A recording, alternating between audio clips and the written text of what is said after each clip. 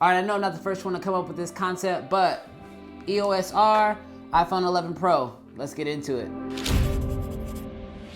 So if you saw yesterday's video, you know that this past weekend, I went to a creative meetup where we got a chance to photograph tons of new models. It was pretty much just a nice big meetup for photographers and models to get together.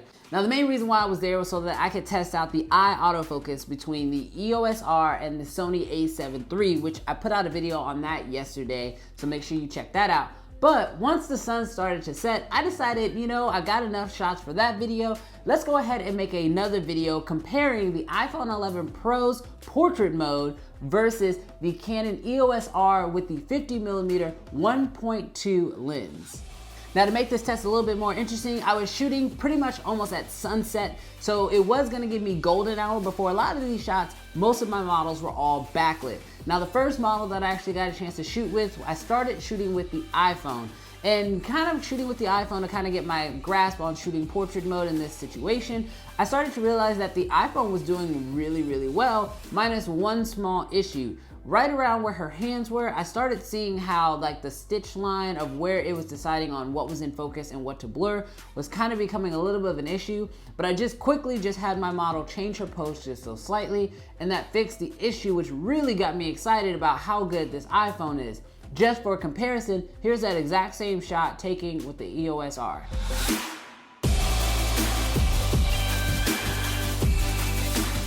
Now, after looking at those two shots side by side, I was completely all in on this idea. I could not wait to shoot with another model. So I went and found one and decided, let's really push this thing. Now, one big thing that the iPhone has is something called HDR or Pro HDR or Smart HDR. I don't know. It's a good HDR, I guess, whatever it is, which basically means that it's able to maintain details in the highlights and in the shadows. Now, in order to truly test this, I decided to have my model kind of sit down on the ground and shoot up against the bright sky during sunset. Now, typically whenever you do this, you're gonna have to underexpose your model in order to retain detail in the sky and then fix that in post. So just as a reference, here's what that shot would look like on the EOS R. As you can see, my model is completely underexposed, but the sky is also kind of overexposed, but there's still detail in that sky.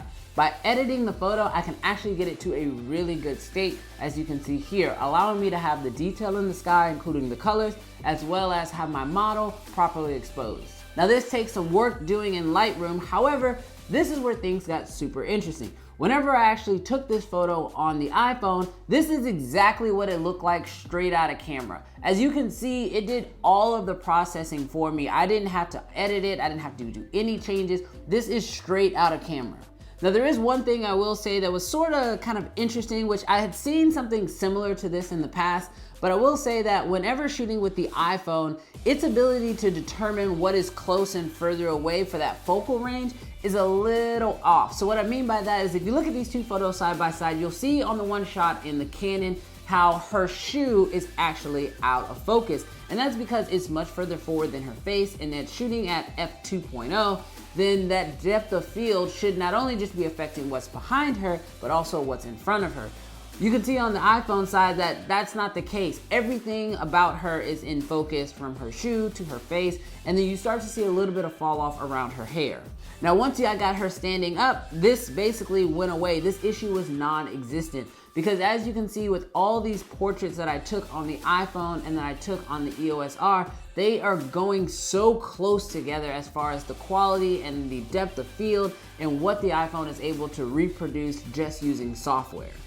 Now, one big question I always get whenever I'm showing video or footage shot on the iPhone, people always ask me like, okay, Brandon, it's cool that the iPhone can do all this stuff, but how much control do you really get with the iPhone? Well, I will say that whenever you shoot in portrait mode, your photos come out as JPEGs. So they're not RAW files, which most people would think at that point there's really little to no editing that you can do for them. But just to kind of show you guys, I actually created an entire preset of edits that I did to the iPhone, which if you want to check those out, links to that will be down below. But as you can see with each of these images, I am able to not only push the image a little bit, but I'm also able to pull and kind of move colors around in order to get some really dynamic looks. See, the trick is with JPEGs, they can be edited, but you just gotta be careful how far you push them. So that's the reason why I created this preset pack, to kind of give you guys a starting ground. Again, if you wanna check that out, links down below. But also, if you think this video is helpful and you like the daily content, make sure you hit that subscribe button so you don't miss anything else. All right, so continuing on with the photo shoot, I decided to go ahead and find me a new model that could kind of present a new difficulty for the iPhone. And this model here actually happened to be wearing eyeglasses. Now, I've heard in the past that iPhones struggle with eyeglasses, and again, kind of the same issue I was running into with the fingers with the first model. I wanted to see how bad it really was with eyeglasses, and pretty much what I thought was gonna happen happened. You can see in this situation here where the iPhone actually kind of blurred out part of the eyeglasses. But whenever I show you that exact same photo taken on the EOS R, obviously that's not the case. And again, that's because software is doing all of the, bokeh effects to the iPhone photos versus using an actual lens that has aperture. Now, while I was photographing that model, his girlfriend slash fiance, I believe they said, walked up and they decided they wanted to do some portraits together. And I was more than happy to do this because this was gonna allow me to test out using the iPhone and comparing it up against the EOS R when shooting multiple subjects. Now, when shooting on the iPhone, I found that when shooting both of them at the exact same time, the iPhone was actually trying to grab both faces in order to make sure that they were both in focus. However, the way I had positioned him, I kind of put him slightly behind her, seeing if the focal range would change a little bit or one of them would be in focus and one of them would be blurry. And what the iPhone basically did was grab both faces, made them both sharp, and then kind of created that blur effect across the background. Whereas when I shot the exact same photo on the EOS R, you're getting the more true aperture reading where she is in focus and you can start to see that he is actually becoming less in focus because we're shooting everything at f2.0. Even though I set the phone to replicate f2.0, I'm still seeing that the iPhone is holding both of their faces in focus. Now, this could be a really good thing if that's what you want, or it could not really give you the look that you're going for creatively. But it's really kind of up to you as far as like how you want to read these two images.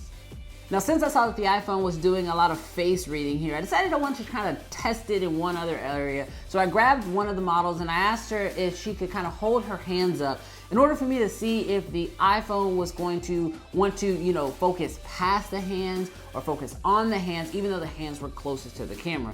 And surprisingly, in this situation, the iPhone decided to focus on the hands instead of on her face, which maybe it was because most of her face was blocked and it wasn't necessarily just reading the eyes in order to grab focus, but it actually turned out to be a really cool photo for the iPhone.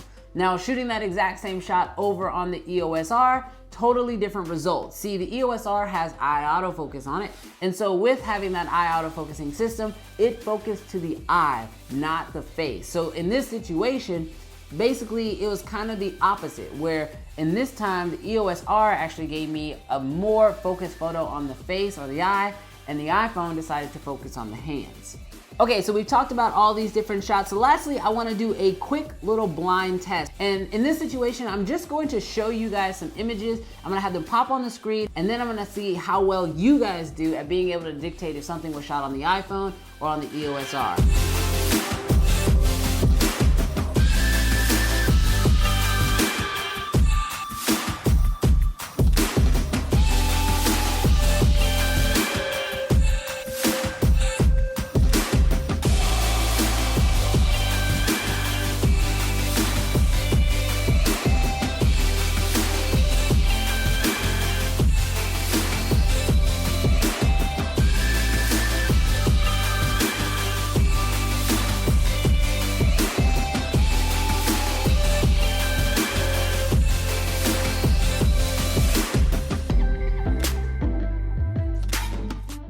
So tell me how you did. Did you do good? Leave me a comment down below. Let me know if you got all of them, if you got some of them, if you were really just surprised by the overall results. I'd really love to know what you guys were thinking. I mean, personally, my final thoughts on this whole deal was that it was super interesting to me how good the iPhone was in portrait mode. I mean, I had the iPhone 10 and I absolutely loved that phone, and I thought the portrait mode was pretty good, but honestly, I'm thinking that the portrait mode has been like drastically improved on the 11 Pro. Now, I know there's something to do with the fact that there's 3 cameras, blah, blah, blah, better depth ratio readings. I don't really know all the science stuff behind it, but I will say that this phone does take some better portraits. The other thing that I like is that now on this phone, on the 11 Pro, you can actually take portraits using the wider lens.